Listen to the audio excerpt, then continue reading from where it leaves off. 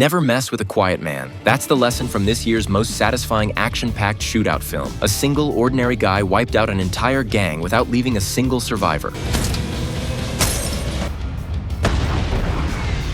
And just for good measure, he set fire to their stash, burning hundreds of millions of dollars in cash to ashes. Yet just days earlier, this terrifying man had been nothing more than a loser, looked down on by his wife and kids. His name was Saul, a middle-aged man with nothing flashy about him. His marriage was cold, his life unbearably dull, until one night when two burglars broke into his home. Saul stayed eerily calm, grabbed a golf club for protection, and picked up the phone to call the police. The burglars demanded he hand over his cash. He pointed to a bowl of spare change. Furious, the burglars snatched the coins and ripped the watch off Saul's wrist. Just then, Saul's son bravely tackled one of the burglars to the ground. Saul moved in, golf club raised high.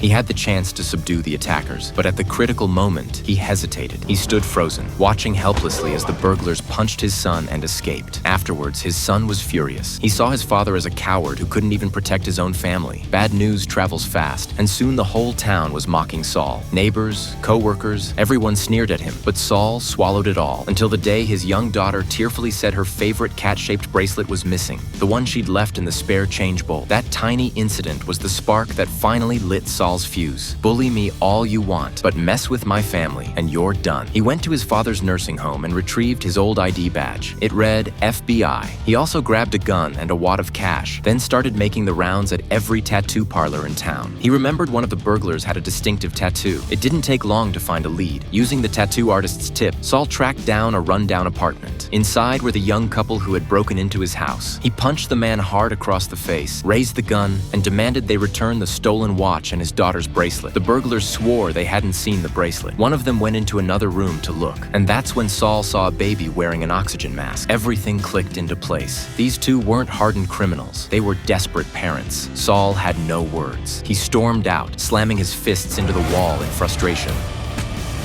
On the bus ride home, Saul sat stewing in anger. That's when a gang of thugs boarded and started harassing the passengers. Saul had been bottling it up for too long. Finally, he had found the perfect outlet for all that rage.